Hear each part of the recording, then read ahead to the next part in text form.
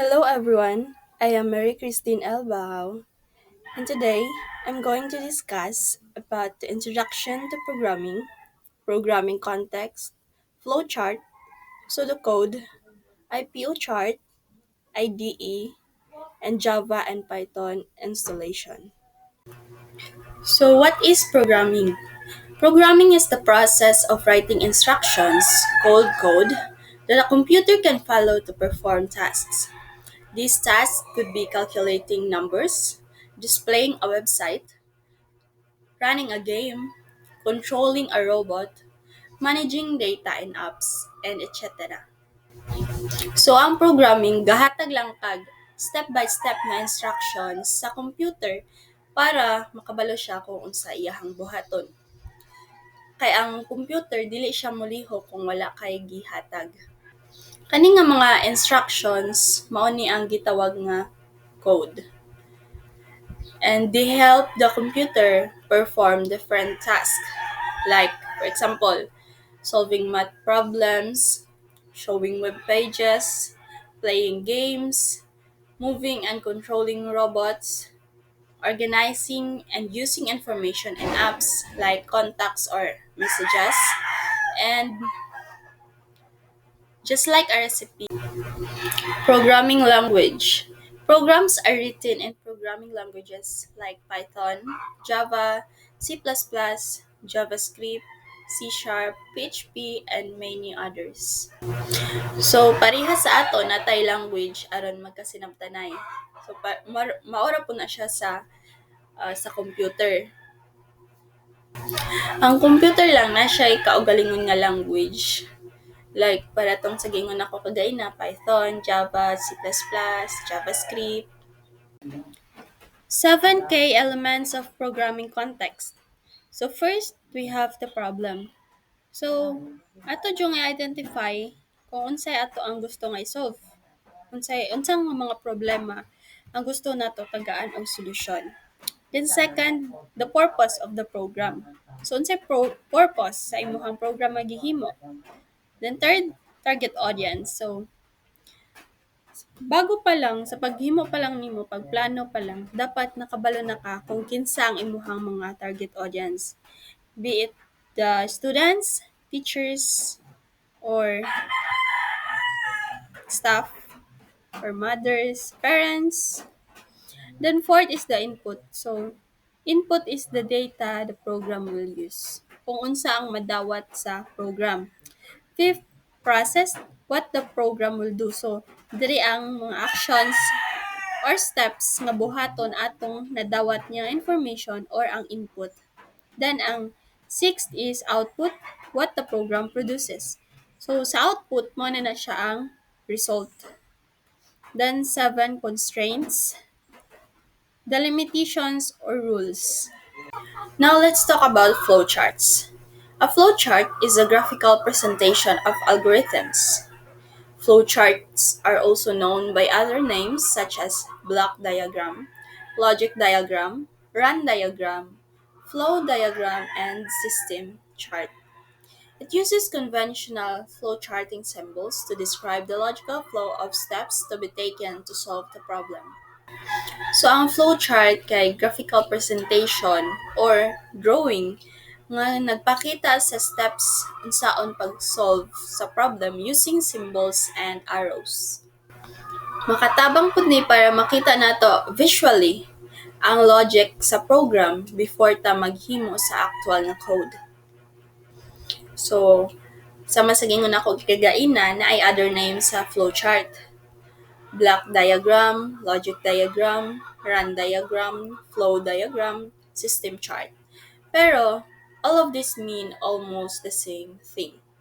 A visual plan for solving a problem. Then, ang kaniang flowchart, nagamit siya og mga symbols. Like, some flowchart symbols. So first is the oval, which represents start and end. Second, rectangle, processing or the process used for arithmetic operations and data manipulations. Third is the parallelogram, used for input and output operations. Then the diamond, which is for decision making, or nadiri ang yes or no, or true and false. Then off-page connector and on-page connector. Pseudocode. Pseudocode is a human-readable way of describing an algorithm without worrying about programming language syntax. It allows you to focus on logic and flow. Benefits: it simplifies planning, improves communication, and makes code translation easier. Structure: it uses simple steps, conditions, loops, and inputs or outputs to represent the program's functionality. So ang pseudocode is not the actual code. It's just a guide and it is written plain English lang. Like, basabtan lang yun siya sa mga dili programmers. Key characteristics of pseudocode. First is human readable. So it is written in plain, easy to understand language so that anyone, even non-programmers, can follow the steps. Second, not language specific. It doesn't follow the rules or syntax of any programming languages like Python, Java, C++, etc. You just focus on the logic, not on symbols or formatting. Then third describes logic. Pseudocode explains what the program should do, step by step in a logical order. Fourth is the abstract. It doesn't include technical details or code. It gives a general idea of how the program works, not the actual code to run. Basic structures of pseudocode. First, start and end. Then second, actions or steps. Third, conditions, for example, if else. Then fourth, problem. Determine if a number is even or odd. Now let's proceed to IPO chart, or the input process output chart. It is a useful tool in program design that helps to organize and structure a problem before writing the actual code. The chart provides a simple visual representation of the data flow in a program, breaking down the components into three main sections: input, process, output. Input is the data or information that a program receives. Process: the operations or steps the program performs on the inputted data. Then the output: the result or information that the program produces after processing the input. Components of an IPO chart. So, sama sa kong giingon kagaina, input, process, output. Input, the initial data that you need for your program. Process, what you will do with the data. And the output, the result that comes from the process. How to use an IPO chart in programming. So we have five. First is start by defining the problem. So sugdan yun nimo sa pag-describe or pag-define sa problem. Second, list the inputs. So imuhang ilista ang mga information nga imong ihatag sa program. Then third, define the process. Fourth, describe the outputs, and the last, use the chart to guide development. IDE, Integrated Development Environment. It is a software application that provides developers with the tools they need to write, test, and debug their code more efficiently. It integrates all the necessary components to build and run a program into one interface. The primary goal of an IDE is to streamline the development process and improve productivity by providing a unified workspace.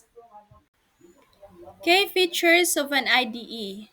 So, it is a code editor, compiler interpreter, debugger, build automation tools, version control, integration, graphical user interface builders, and project management. Here are two examples of IDEs in programming. First is the Visual Studio Code, or the VS Code, and second is the NetBeans. How to choose the right IDE? So you have to consider these four. First is the programming language. So magpili kag IDE nga mo sakto sa imuhang gamiton nga programming language para sa imuhang himuon nga project. Then second is the project requirements. So kung unsa ang requirements sa project, isibo nimo sa kung unsa nga IDE ang imuhang pilion. Then third, system performance. If ang system na kung ano nimo is heavy or lightweight lang. Then personal preference. Kung asa ka komportable, kung unsa nga IDE ka komportable maghimo og code.